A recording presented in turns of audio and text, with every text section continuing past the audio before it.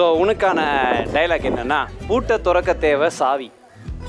சுடு தண்ணில வரும் ஆவி, சுட தண்ணில வரும் ஆவி, நீ ஒரு பாவி, நீ ஒரு பாவி, ஆடி ஆடி போ தாவி, ஆடி ஆடி போடா தாவி. என்னடா இது, குதிச்சு குதிச்சு போறதா தாவி, ஆடி ஆடி போனா எப்படா தாவி? சார் இந்த டீம் ரொம்ப வளர்றாங்க சார். ஐயோ போது சாமி. ஓகே, கலக்கிட்டீங்க மேம், கலக்கிட்டீங்க மேம். ஓகேம்மா, சூப்பர்மா. ஒரு பாயிண்ட்மா உனக்கு.